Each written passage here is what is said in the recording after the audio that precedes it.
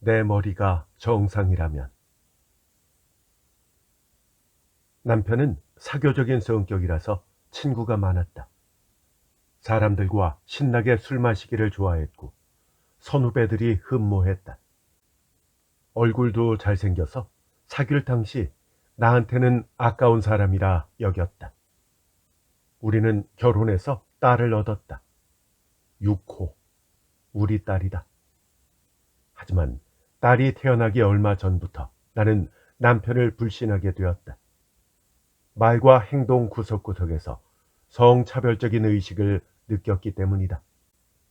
남편은 남자다움과 여자다움을 강조했다. 남자는 밖에서 일을 해서 돈을 번다. 여자는 집안일을 하며 남자가 돌아오기를 기다린다. 이런 생각이었다. 그랬기 때문에 내가 일을 하려고 하면 싫어했고 밖에서 돈을 버는 자신을 존경하기를 원했다. 이야기하다가 의견이 갈리면 아내는 남편을 따르는 법이라며 화를 냈다.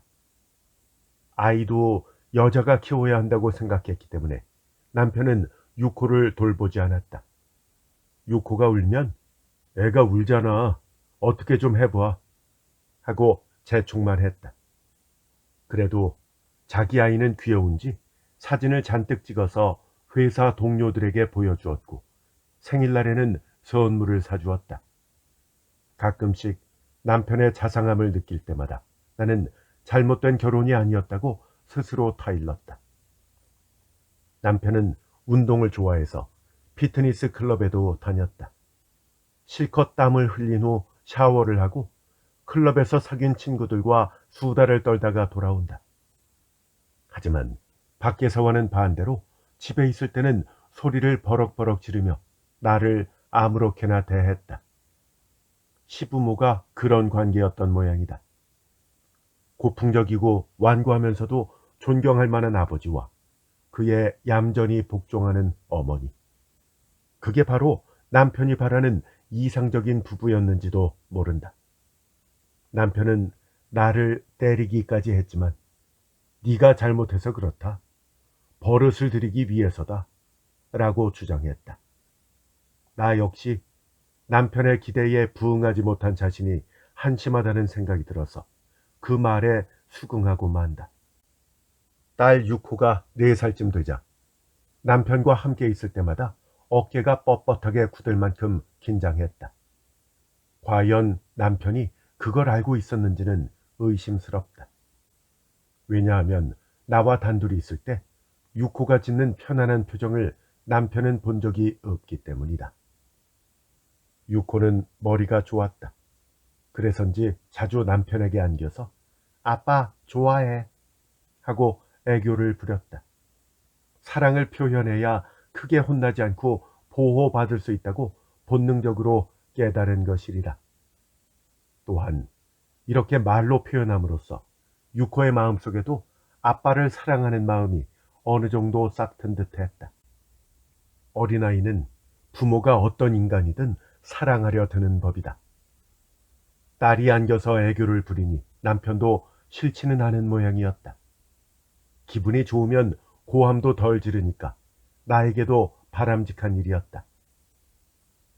내가 이혼을 결심한 것은 6호의 5살 생일이 얼마 남지 않았을 무렵이었다.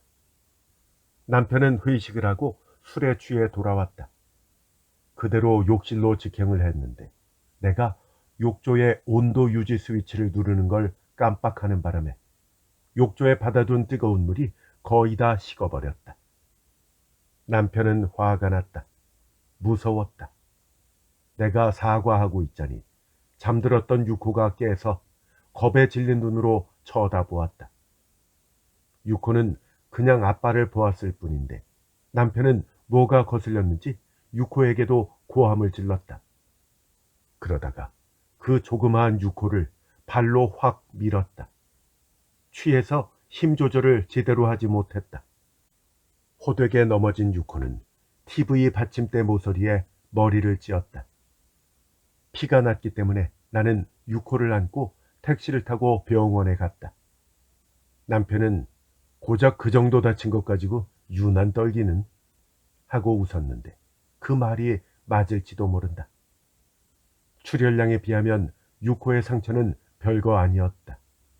하지만 그 일을 계기로 나는 달라졌다. 이대로 남편과 함께 살다가 언젠가 유코가 더 크게 다치지 않을까 걱정된 것이다. 여동생에게 상담하자 그런 문제를 전문으로 다루는 변호사를 소개해 주었다.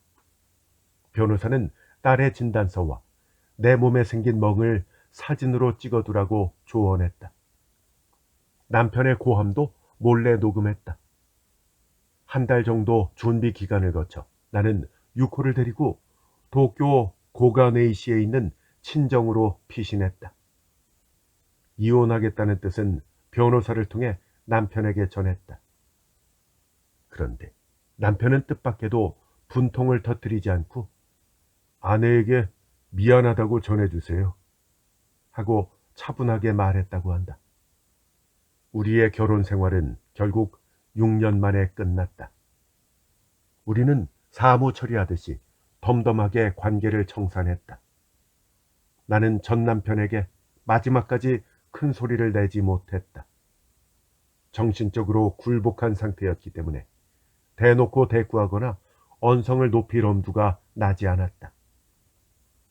남편 없는 생활이 시작되었다. 친정에는 어머니와 25살짜리 여동생이 있다. 거기에 나와 유코가 얹혀 사는 것이다.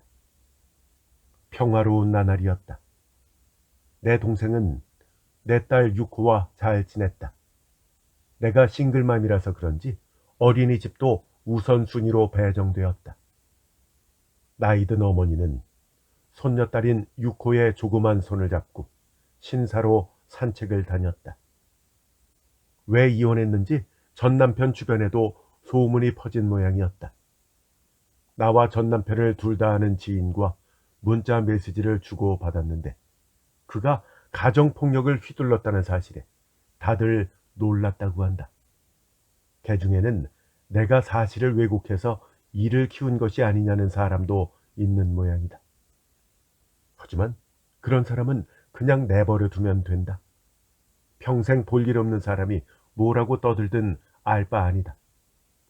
재산 분할도 문제없이 끝났고 양육비는 한 달에 한 번 직접 건네받기로 했다. 은행 송금이 아니라 직접 받기로 한 것은 아이를 보여주기 위해서다. 한 달에 한 번 유코와 만나는 것이 이혼을 진행하면서 전 남편이 유일하게 양보하지 않은 조건이었다. 변호사는 이 일을 제기해서 면회 요구를 거절할 수도 있다고 했다. 하지만 일이 원만하게 마무리되기를 바라는 마음에서 나는 그 조건을 받아들였다. 유코는 쌍방 모두의 자식이다. 딸을 보고 싶어하는 전 남편의 심정은 이해가 되었다. 다만 면회 장소는 사람이 많은 장소로 한정했다. 다른 사람들이 보는 곳에서는 문제될 만한 짓을 일으키지 않을 것이라는 기대가 있었다. 초여름에 3번째로 면회를 했다. 유코는 아침부터 시무룩한 표정이었다. 집을 나설 때도 가기 싫다며 투정을 부렸다. 아빠 보고 싶지 않아? 하고 묻자 딸은 고개를 끄덕였다.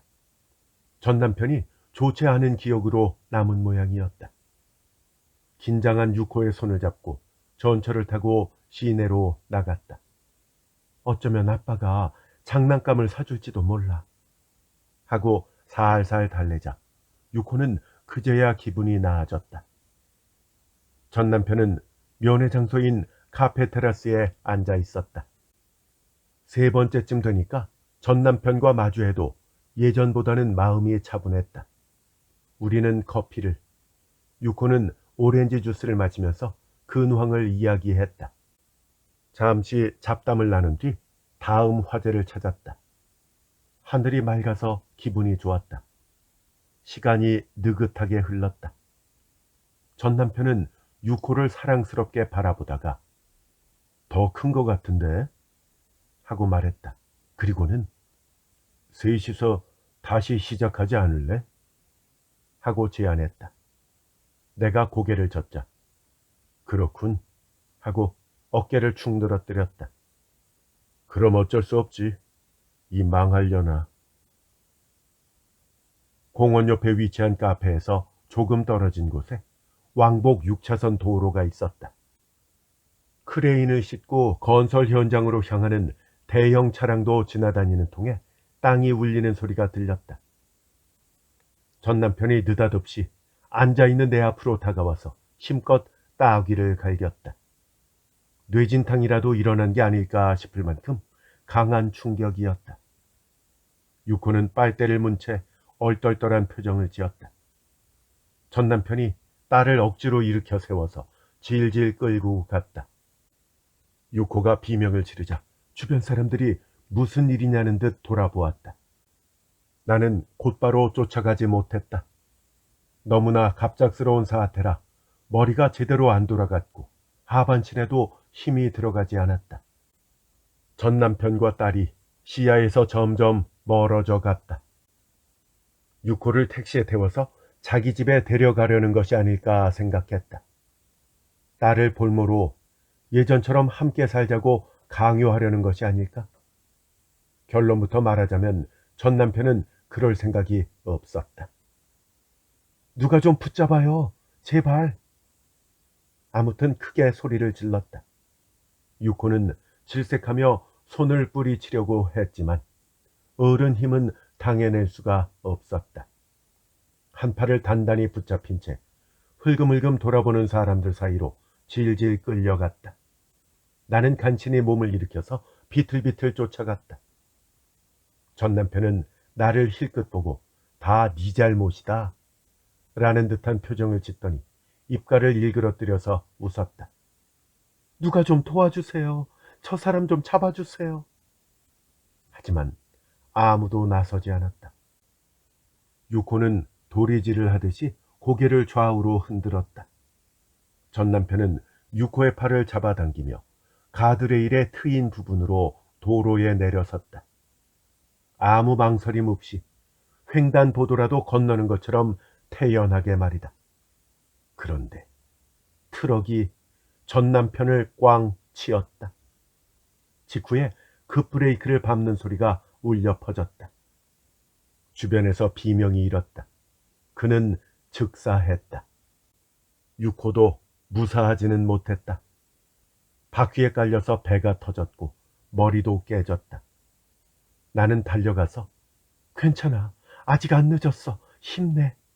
하고 딸을 격려하며 흘러나온 것을 끌어모아 몸속에 돌려놓으려고 했다. 개천을 날아다니는 나비 꿈을 꾸었다. 환청인지 아닌지는 판단하기 어렵다. 이번 중에 나는 존재하지도 않는 목소리에 시달렸다. 잘못 들은 소리를 의심하고 부풀려서 나에게 한 말이라고 믿었다. 믿음은 존재하지도 않는 말들에 현실과 동등한 질량을 부여했다. 환청은 나를 탓했다. 그 일은 전부 네 책임이다. 유코는 아빠를 만나기 싫어했는데 네가 데리고 나간 탓에 죽었다. 도리질을 하며 차 앞으로 끌려갔다. 네 탓이다. 네 탓에 죽었다. 3년 동안 자살 미수와 입퇴원을 되풀이하면서 전 남편이 왜 그런 짓을 저질렀는지 스스로 묻고 또 물었다. 딸을 데리고 내 눈앞에서 동반 자살. 그는 마지막까지 나에게 상처를 주어야 속이 시원했던 것이다. 그 결론에 다다를 때마다 온갖 감정으로 뇌가 뒤죽박죽된 끝에 새까만 구멍으로 떨어지는 기분을 맛보았다. 주변에도 폐해를 끼쳤다. 여동생은 붕대 감는 실력이 좋아졌다. 내가 늘 팔을 쥐어뜯으니까. 향정신병약 덕분에 예전처럼 폭발하는 일은 없어졌다. 뚜껑을 잘 덮을 수 있게 된 것이다. 슬픔이 넘쳐 흐르기 전에 뚜껑을 덮어서 정상 상태를 유지하는 것이다. 퇴원해서 본가에서 요양하던 시기에 그 목소리를 들었다. 동생이나 어머니와 함께 개천가를 산책하는 것이 나의 일과였다. 고간의 이씨의 집 옆 주택지를 가로질러 흐르는 노가와라는 이름의 개천이 있었다. 개천의 양옆은 폭이 몇 미터쯤 되는 아담한 투구로 근처 주민이 개를 산책시키고는 했다. 초여름 햇살이 나무와 풀과 꽃에 쏟아졌다. 나비가 날갯짓을 하며 살랑살랑 날아다녔다. 집을 나서서 두 끼를 15분쯤 걸었을 때 갑자기 아이 목소리가 들렸다. 나는 걸음을 멈췄다. 바람을 타고 사라져 버릴 만큼 가냘픈 여자아이의 목소리였다. 주변을 둘러보았지만 여자아이는 없었다. 지금 무슨 소리 안 들렸어? 응? 무슨 소리? 그날은 동생과 함께 나왔다. 동생은 귀를 기울이는 신용을 했다. 바람이 개천둑에 자란 풀을 흔들자 사락사락 소리가 났다. 아이 목소리가 들린 것 같았는데. 아이 목소리? 내가 잘못 들었나 봐. 나는 다시 걸음을 옮겼다. 개천을 따라 걸어가면 공원이 나온다. 공원 벤치에 앉아 잠깐 쉬다가 돌아가는 것이 평상시의 산책 코스다. 동생은 조금 늦게 따라왔다. 동생은 대학을 졸업하고 중소기업에서 사무직으로 일하다가 현재는 구직 중이다. 결혼 상대를 찾으러 친구가 마련하는 술자리에 참석하는 걸 빼면 집에서 속 편하게 지내고 있다. 동생이 걱정스러운 듯이 물었다. 언니, 또 환청 들리는 거 아냐? 개천과 둑은 주변 주택지보다 낮은 지대에 있다. 주택지 골목길은 개천과 교차하는 지점에 다리와 이어지기 때문에 두 길을 걸어가는 우리는 다리 밑을 통과하며 이야기를 나누었다. 조금 전 희미하게 들린 아이 목소리를 떠올리자 가슴이 서늘해졌다. 비장감으로 가득 찬 목소리였기 때문이다. 그건 환청이었을까? 내 귀에는 이렇게 들렸다. 엄마, 살려줘. 엄마. 올해 60살인 어머니는 매일 아침 불단 앞에서 손을 모은다. 불단에는 아버지와 6호의 사진이 나란히 놓여 있다. 그 사건으로 나도 상처를 입었지만 어머니도 깊은 어둠 속으로 떨어졌다. 하지만 어머니는 마음을 굳게 먹었고 자살 미수를 되풀이하는 딸을 보듬어 주었다. 어머니가 고마울 따름이다. 그러니까 더는 걱정을 끼치고 싶지 않았다. 어머니와 동생의 도움 없이도 다시 사회생활을 하도록 노력해야 한다. 따라서 환청 같은 걸 들었다고 집에 말하는 것이 꺼려졌다. 어머니, 나, 그리고 동생, 이렇게 셋이서 겨우 예전처럼 식탁을 둘러싸고 밥을 먹을 수 있게 되었는데 환청이 들렸다는 건 내 상태가 다시 악화되었다는 증거가 될 수 있다. 하지만 여자아이의 목소리는 한 번으로 그치지 않았다. 그 다음 날, 이번에는 어머니가 산책에 따라 나섰다. 두 길은 연장자가 걷기 운동을 하기에도 적합하다. 공원 방향으로 15분쯤 나아가자 어제와 똑같은 곳에서 또 그 목소리가 들렸다. 엄마, 살려줘. 엄마. 새가 지저귀는 소리에 섞여서 들렸다. 의식을 집중하지 않으면 놓칠 만큼 가냘픈 소리다. 엄마, 무슨 소리 안 들려? 소리라니. 아이 목소리. 아니야. 아무것도 아니야. 기분 탓인가 봐. 어머니가 귀를 기울였다. 아이 목소리는 계속 이어졌다. 어디서 들리는지 모르겠다. 하지만 어머니는 고개를 저었다. 역시 들리지 않는 모양이다. 나는 시험 삼아서 손바닥으로 두 귀를 꽉 막아보았다. 두르르르 소리가 난다. 근육이 떨리는 소리다. 아이 목소리는 그 밖에 잡다한 소리와 함께 사라졌다.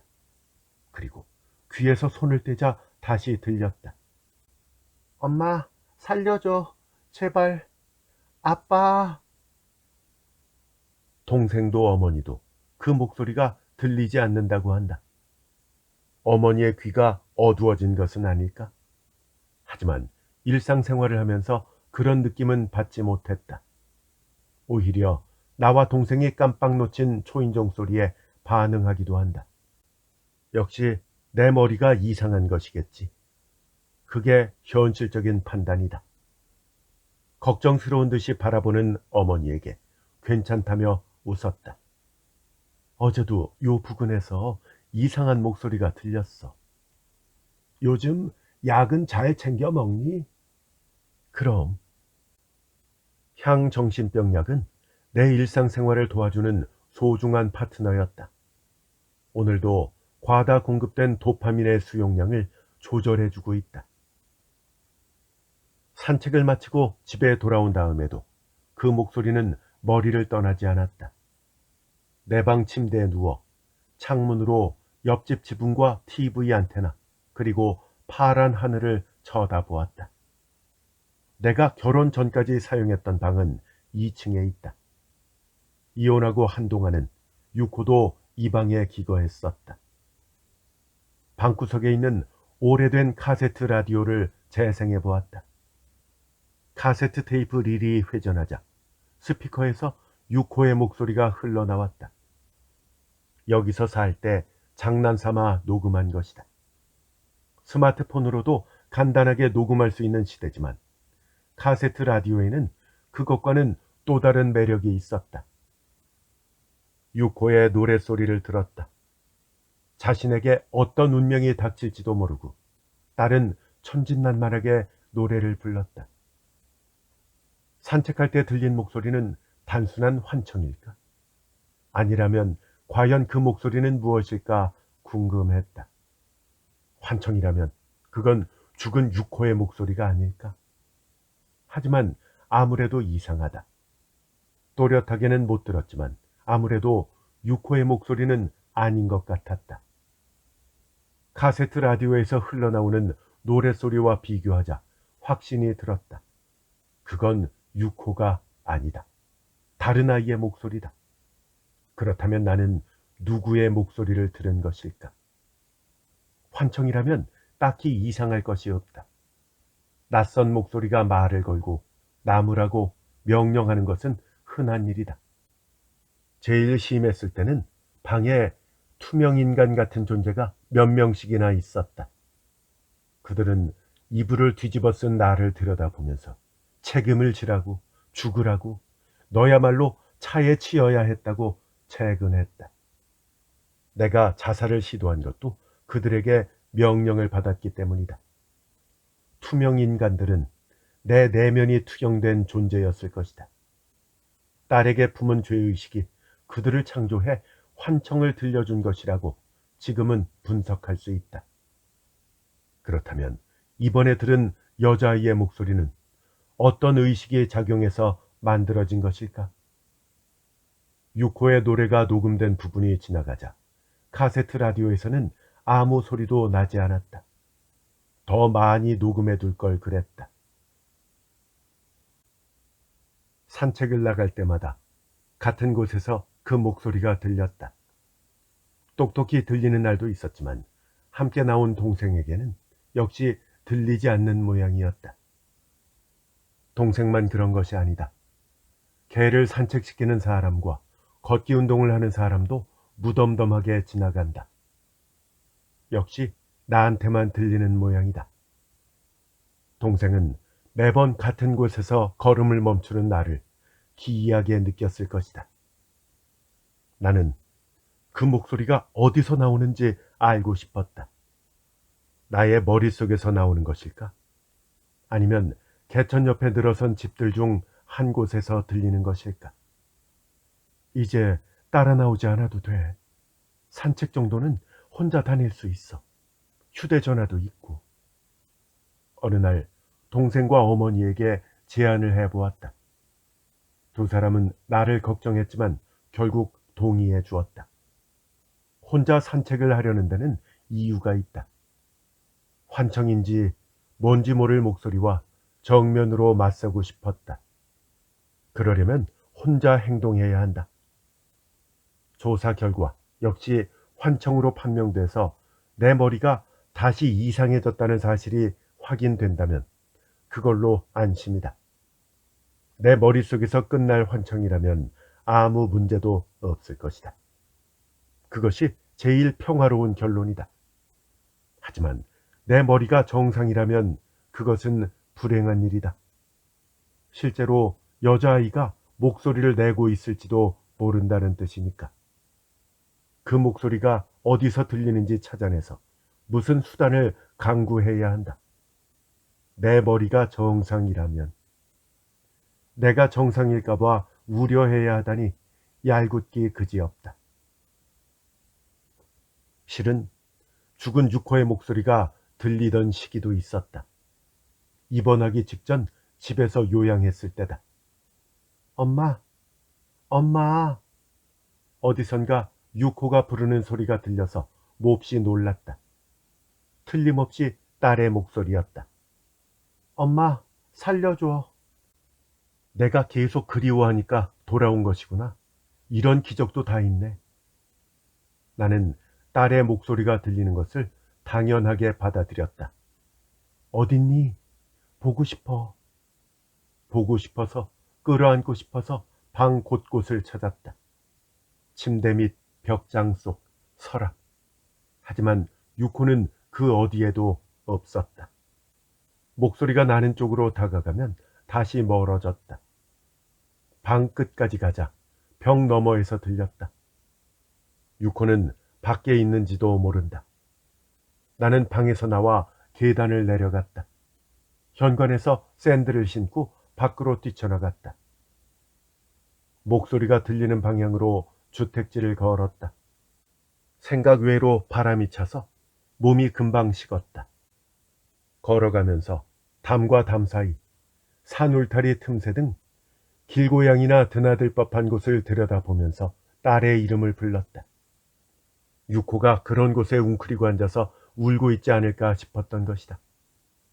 빨리 찾아내지 않으면 또 사라진다. 나는 애가 탔었다. 지나가던 사람이 나를 보고 흠칫 놀란 표정을 지었다.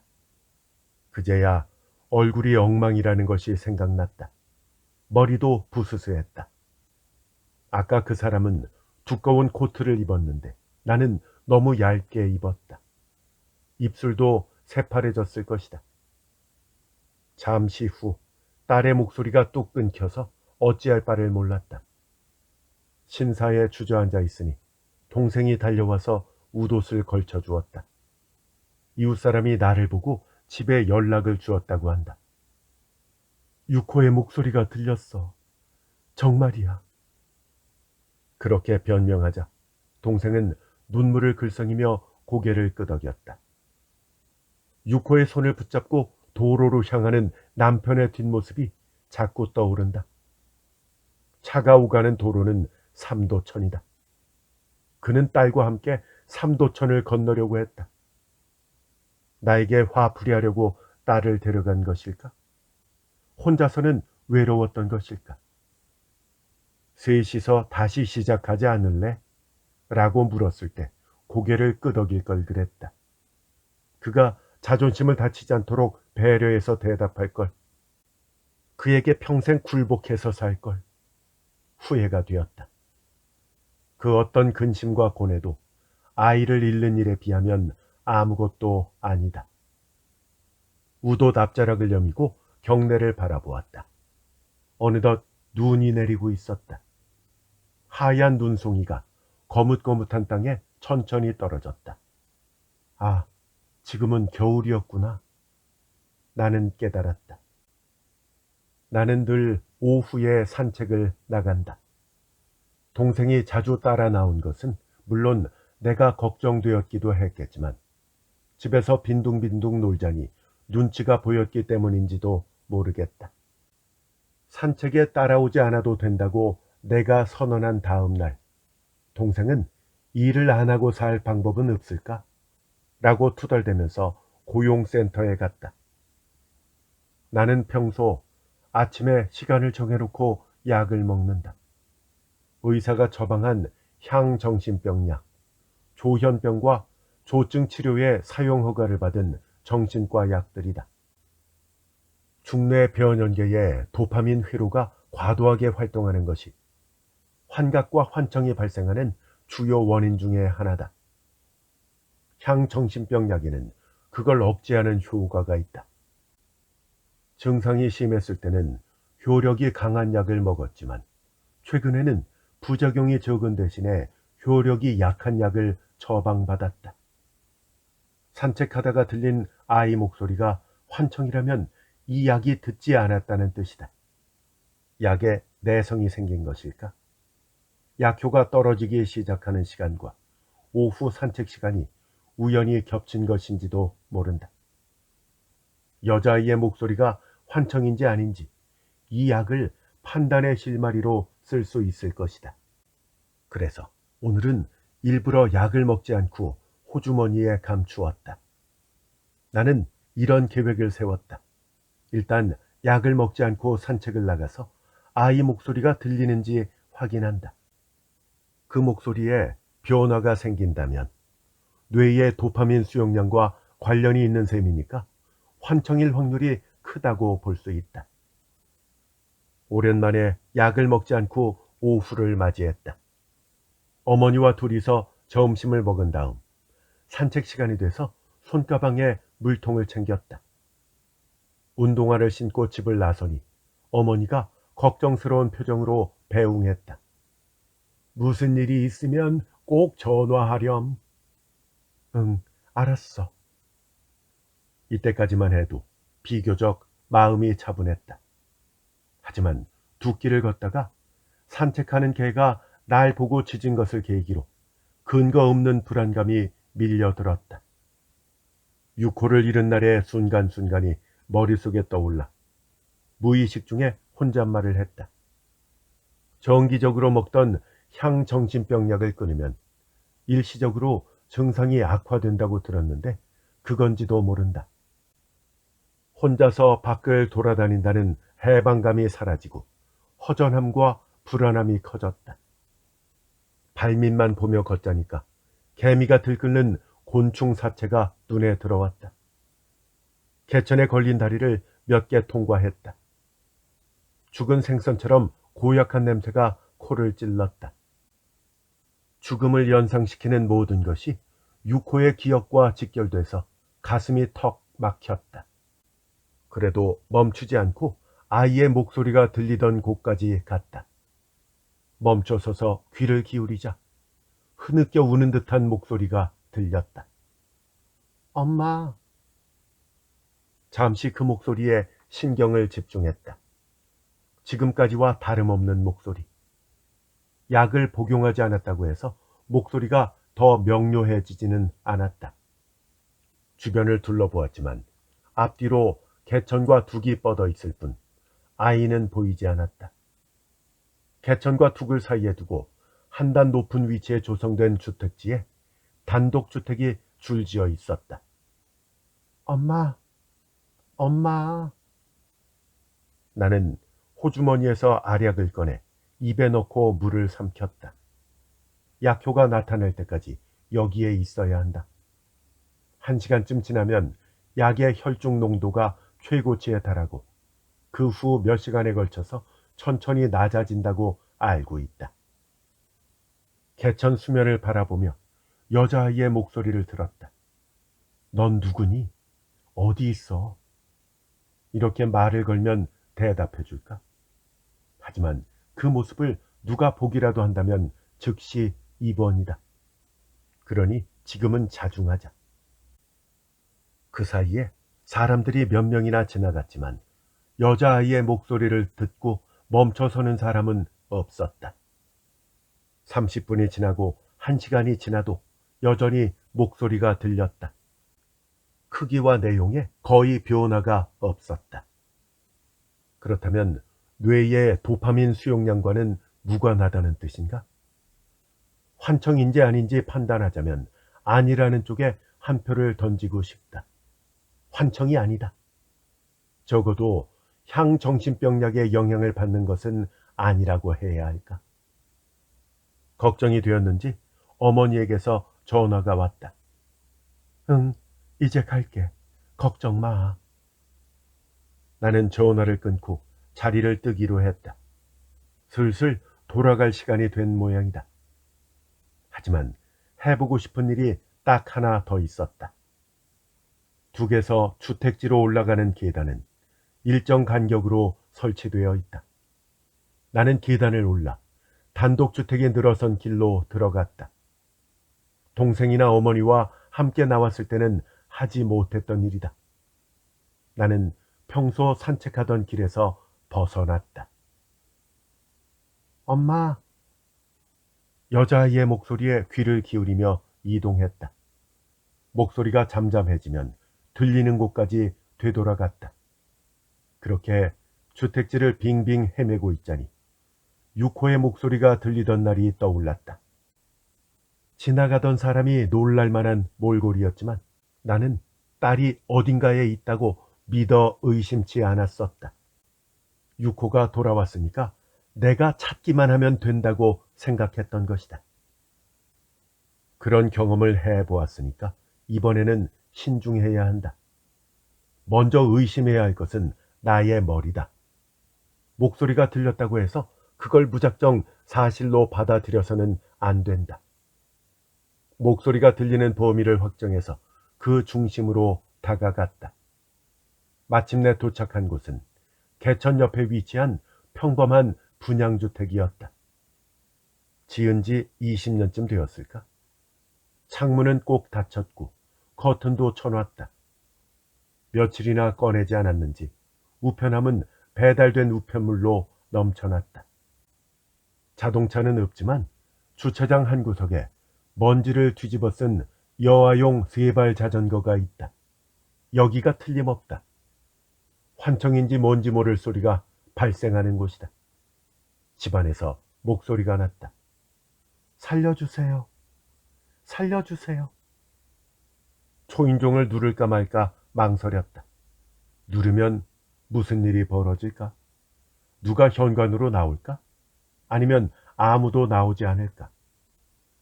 사람이 사는 기척은 없다. 하지만 내 귀에는 여전히 여자아이의 목소리가 들렸다. 엄마, 아빠, 추워. 눈앞에 2층 주택 안에 과연 여자아이가 있을까? 주차장에 있는 3발 자전거의 주인이 바로 그 아이일까? 집 앞에서 어정거리고 있으려니 옆집에서 사람이 나왔다. 회란판을 든 중년 여성이다. 눈이 마주쳐서 꾸벅 인사를 했다. 여기는 집을 비운 지 며칠 됐어요. 중년 여성이 말했다. 이 집에 볼 일이 있는 사람이라고 여긴 모양이다. 마침 잘 됐다 싶어서 질문을 던졌다. 저 혹시 이 댁에 여자아이가 있지 않습니까? 가족 말고 다른 사람과 이야기하는 것은 오랜만이라서 긴장되었다. 이 사람은 나에게 무슨 사정이 있는지 전혀 모른다. 그러니 이상하게 보여서는 안 된다. 있죠, 여자아이. 3살 먹었나, 4살 먹었나? 엄마 아빠랑 놀러 갔을걸요? 놀러 갔다고요? 최근엔 못 봤으니까 뭐 친가나 외가이라도 갔겠죠 뭐. 중년 여성은 당연하다는 듯이 말했지만 집안에서 여자아이 목소리가 계속 들렸다. 이 절실한 목소리가 이 여성에게는 들리지 않는 모양이다. 내가 입을 다물자 회란판을 든 중년 여성은 물러갔다. 나는 마음을 정하고 집게 손가락으로 초인종을 눌렀다. 하지만 고장이 났는지 집안에서 소리가 나는 낌새는 없었다. 현관문을 열어볼까? 분명 잠겼겠지만. 아니, 오늘은 이 정도로 충분하다. 집을 알아낸 것만으로도 대단한 성과다. 돌아가서 쉬자. 다음에. 그래, 예를 들면 밤중에라도 오면 된다. 집에 돌아오니 어머니가 안도한 표정으로 맞이했다. 오랜만에 혼자 외출하니 어땠느냐고 물었다. 그래서 나는 아주 기분이 좋았다고 대답했다. 잠시 후에 동생이 고용센터에서 돌아왔는데 안색이 신통치 못했다. 대우가 괜찮은 직장은 좀처럼 구하기가 어려운 모양이다. 저녁을 먹을 때 뉴스에서 찜찜한 소식을 보았다. 정서가 불안정한 여자가 멋대로 남의 집에 들어가서 잠든 어린아이 머리맡에 서 있었다는 내용이다. 경찰이 출동했고 체포당한 여자는 종잡을 수 없는 말을 늘어놓았다고 한다. 뉴스를 보면서 남의 일이 아니다 싶었다. 여자 얼굴은 나오지 않았지만 나처럼 생겼을지도 모른다. 어머니도 동생도 밥을 먹다 말고 뉴스를 보았다. 밤이 깊어 방에서 잠깐 잠을 청했다. 6호 꿈을 꾸었다. 알람 소리에 눈을 뜨자 새벽 2시였다. 그 목소리가 내 머리에서 날조한 환청이 아니라 공기를 타고 퍼져나가는 전파라면 내게만 들리는 것은 기묘한 일이다. 모순 없는 해답을 찾자면 내가 환청을 듣는다고 하는 편이 제일 깔끔하다. 하지만 나는 다른 가설을 검토했다. 이건 혹시 오컬트, 신비주의, 육감 이런 유의 현상이 아닐까? 예를 들면 그 집에는 무슨 원인으로 살해된 여자아이의 시체가 방치되어 있는 것은 아닐까? 그 영혼의 목소리가 나에게만 들렸다고 볼 수는 없을까? 물론 동생과 어머니에게는 말할 수 없다. 내가 진지한 표정으로 그런 추측을 입에 담으면 두 사람은 기겁해서 의사에게 상담하러 갈 것이다. 자, 출발이다. 채비를 마치고 조용히 계단을 내려갔다. 현관에서 신발을 신었다. 손이 떨려서 끈이 잘 묶이지 않았다. 약효가 떨어졌을 시간대다. 내 몸속의 도파민 수용체는 약의 내성 때문에 수용량이 보통 사람에 비해서 상향 조정되어 있다. 긴장해서 방출된 도파민이 강박관념 같은 사고를 조장해서 아침이 되도록 신발끈을 묶지 못할 것만 같은 그런 기분에 사로잡혔다. 소리를 지르지 않도록 입술을 깨물고 신발끈을 묶지 않은 채 밖으로 나갔다. 밤바람이 시원했다. 하늘에 달이 떠 있다. 주택지는 쥐 죽은 듯 고요했지만 개천가 풀숲에서는 벌레 울음소리가 들렸다. 나는 목소리가 들리는 곳으로 샌들을 신은 발을 내디뎠다. 샌들? 조금 전까지 신발끈을 묶으려고 고생하지 않았던가?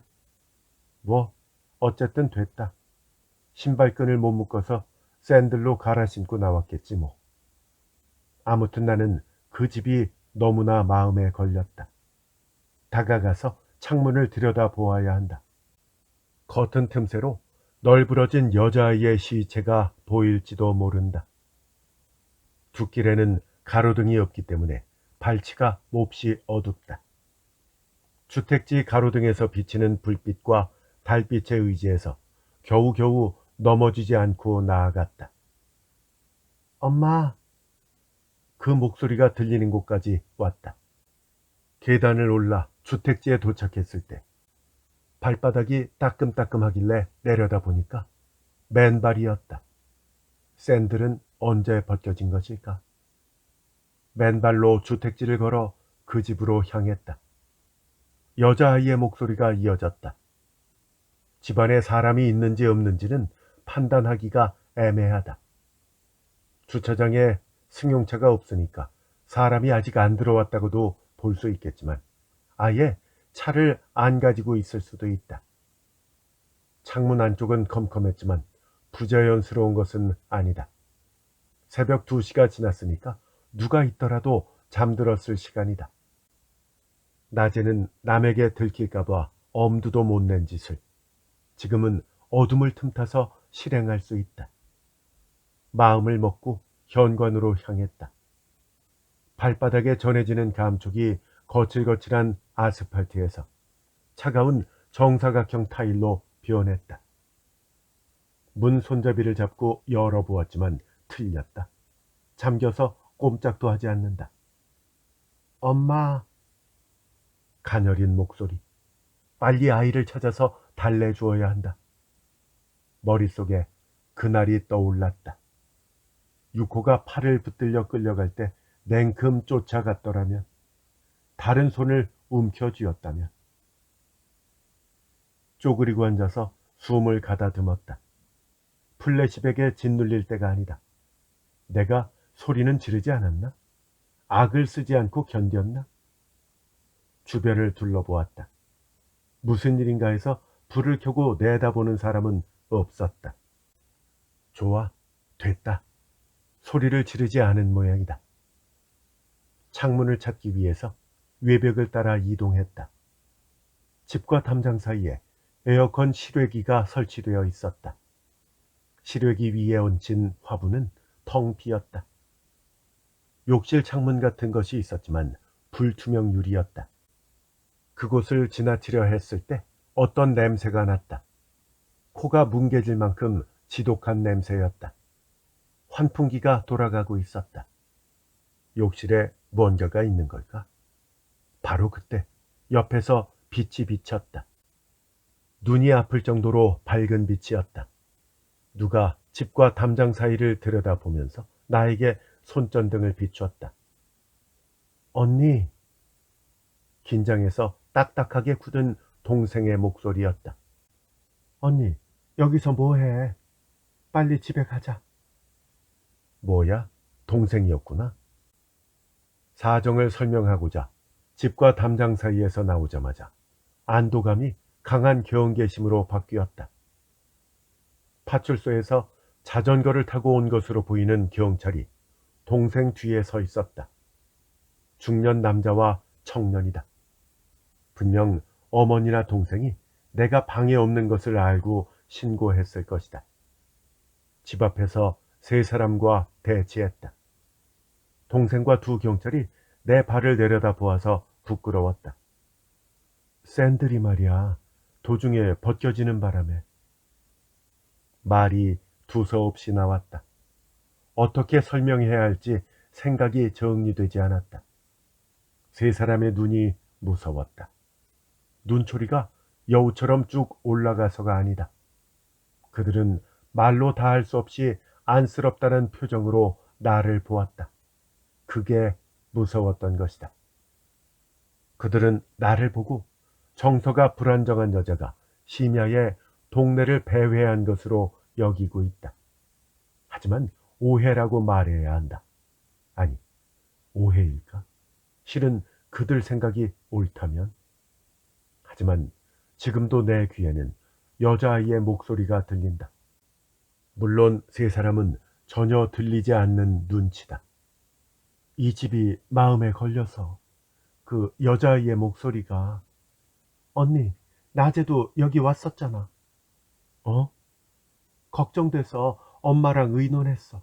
내가 고용센터에 가는 척하고 멀리서 언니를 지켜보기로.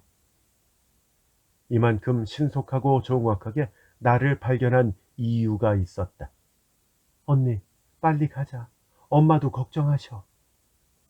동생 뒤편에서 두 경찰이 시선을 교환했다. 어떻게 움직일지 상의하는 모양이다. 내가 달아나려 하면 재빨리 움직여서 붙잡을 것이다. 그리고 병원에 보내려나? 알았어. 가자. 나는 고개를 끄덕였다.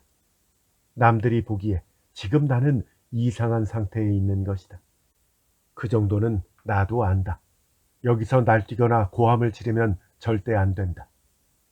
사정은 오늘이 아니더라도 설명할 수 있다. 나를 잡아 동생과 경찰에게 상담하면 되지 않을까? 이 집에 여자아이의 시체가 있을지도 모른다는 이야기를 믿어줄지는 의문이지만 집주인을 찾아서 아이의 안부 정도는 확인해 줄 것이다. 그러면 만사가 해결된다. 걱정 끼쳐서 미안해. 집에 가자. 내가 그렇게 말하자 동생과 두 경찰이 한숨 돌렸다는 표정을 지었다. 근데 바로 그때 소리가 들렸다. 누구야? 엄마? 엄마야? 엄마 거기 있어? 고개를 휙 돌렸다. 집과 담장 사이의 좁은 틈새로 욕실로 추정되는 창문이 보였다. 처음으로 말에 변화가 생겼다. 마치 나와 동생의 대화를 들은 것 같지 않은가? 불현듯 어떤 생각이 머릿속에 떠올랐다. 내 머리는 지금 정상일까? 모르겠다. 하지만 지금 이대로 여기서 돌아가도 되는 것일까? 언니, 왜 그래? 미안해. 걱정만 끼쳐서. 동생에게 그렇게 말하고 등을 돌려 집 쪽으로 뛰어갔다. 다리에 납덩이라도 달린 것처럼 몸이 무거웠다. 집과 담장 사이로 들어가서 안쪽으로 향했다. 동생이 손전등을 든 손을 내저으며 나를 불렀다. 빛이 세차게 왔다 갔다 해서 내 그림자가 시계추처럼 움직였다. 에어컨 실외기에 얹힌 빈 화분이 한순간 빛을 받았다가 어둠 속으로 가라앉았다. 나는 뛰어가며 화분을 집었다. 경찰들이 허둥지둥 쫓아오는 기척이 전해졌다. 틈새를 빠져나오자 집 뒤편에 황폐해진 뜰이 보였다. 거실 창문으로 보이는 길쭉한 유리창에 화분을 던졌다. 요란한 소리와 함께 유리창이 깨지더니 커튼에 막혀 바로 밑으로 파편이 떨어졌다. 손을 넣어 자물쇠를 열 여유는 없었다. 깨진 유리 조각이 창틀에 남아 있었지만 개의치 않고 넘어서 안으로 들어갔다. 얼굴에 유리 끄트머리가 닿아서 긁혔다. 맨발이어서 발바닥에 통증이 몰려왔다. 유리 조각이 몇 개 박힌 모양이다. 커튼을 젖히자 달빛이 비쳐들었다. 눈앞에 남의 집 거실이 펼쳐졌다. 컴컴한 실내에서 TV와 소파 윤곽만 보였다. 손으로 더듬거리며 앞으로 나아갔다. 목표는 욕실이다. 집과 담장 사이를 지나오면서 위치는 대강 파악했다. 벽에 손을 댄 채 그쪽으로 향했다. 복도를 지나 어둠 속으로 들어갔다. 손목으로 뺨을 닦으니 창문으로 들어올 때 베인 모양인지 미끈미끈한 감촉이 느껴졌다. 탈의실로 이어지는 입구, 세면대와 세탁기, 그 앞이 욕실이었다. 전문에 간유리를 모방한 반투명 플라스틱이 끼워져 있었다. 욕실 안도 컴컴해서 거의 아무것도 보이지 않았다. 바로 그때 누군가가 내 팔을 잡았다. 경찰이 뒤에 있었다. 뿌리치려고 했지만 남자의 힘은 못 당한다. 갑자기 유코가 생각났다. 전 남편에게 팔을 붙잡혀 고개를 저으면서 끌려갔던 딸. 지금 내 모습이 그때의 유코와 겹쳤다. 억지로 끌려가서 차에 치였을 때 얼마나 무서웠을까. 지금까지 몇 번이나 그 순간을 돌이켜보았다. 수천 번, 수만 번, 어쩌면 더 많이. 날마다 떠올린다. 그때마다 가슴이 맨다. 숨이 막히고 눈물이 솟는다. 전 남편은 자기 생명과 바꾸어 영원히 낫지 않을 상처를 나에게 남겼다. 분노와 함께 슬픔이 치밀었다. 당신 인생은 뭐였어? 지금까지 뭐 때문에 살아온 거야? 내가 그렇게 미웠어? 내가 이혼이라는 방식으로 반항한 것이 그렇게 용서가 안 됐어? 이런저런 생각이 한꺼번에 밀려왔다. 소리를 내질렀다. 말이 아닌 원시적인 목소리를. 한심하게도 전 남편에게 마지막까지 큰 소리로 반론하지 못했던 분노와 슬픔을 꾹꾹 눌러 담아서. 그랬더니 갑자기 경찰이 손을 놓았다. 풀어준 것이 아니다. 고함에 놀라기도 했겠지만 피 때문에 미끄러진 모양이다. 뺨에서 닦아낸 피가 손목에 남아 있었다. 반동으로 나는 엉덩방아를 찧었다. 바로 일어서서 욕실 전문을 몸으로 들이받았다. 욕실이 열렸다. 악취가 풍겼다. 욕조에 덮개가 덮여 있고 그 틈새로 샤워기 호스가 뻗어 있다. 빛이 어른거렸다. 뒤에서 손전등 불빛이 비쳤다. 손전등을 든 동생이 경찰들 뒤에서 다가온 것일까? 나는 서둘러 욕조 덮개를 젖혔다. 뒤에서 숨을 삼키는 기척을 느꼈다. 엄마. 꺼져 들어가는 목소리였다. 너무 쇠약해져서 눈이 흐릿한지 내가 내려다보는 줄도 모르는 듯했다. 손목과 발목에는 포장용 테이프가 감겨 있었고 물방울이 뚝뚝 떨어지는 샤워기가 여자아이의 입 옆에 놓여 있었다. 그것으로 갈증을 달랜 것이 틀림없다. 욕조에 몸을 웅크리고 누운 아이의 어깨를 살짝 건드렸다. 살짝 몸을 뒤척였다.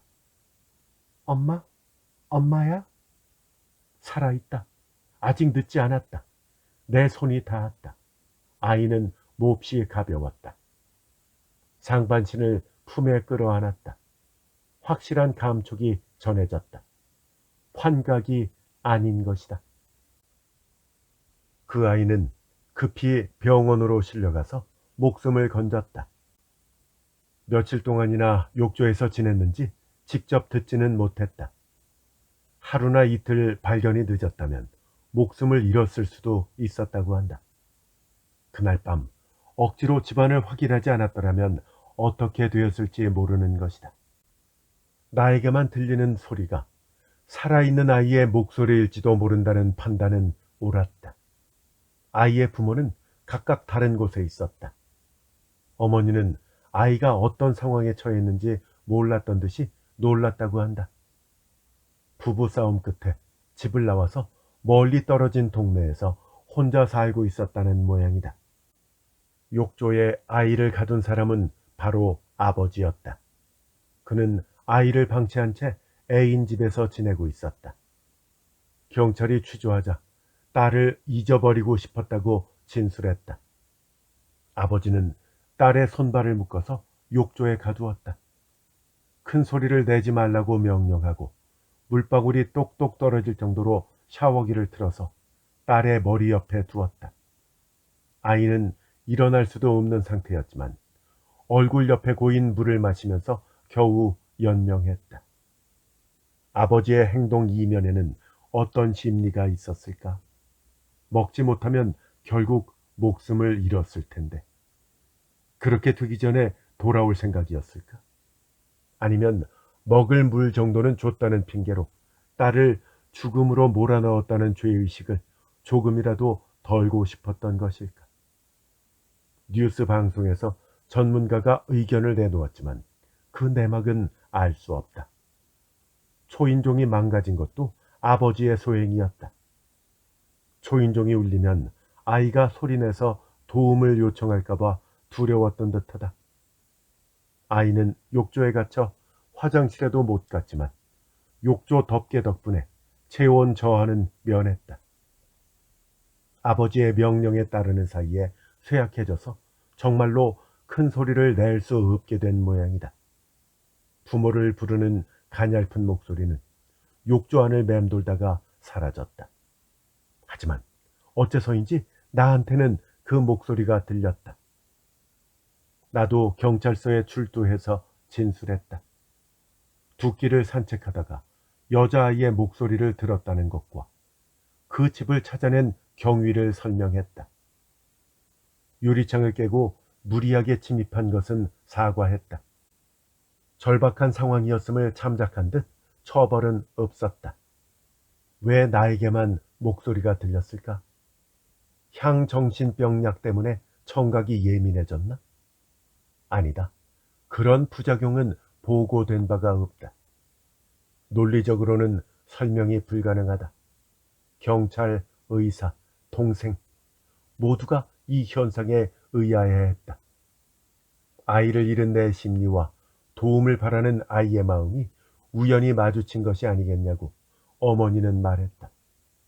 한 번쯤은 그런 기적이 일어나도 되지 않겠느냐고. 언니, 미안해.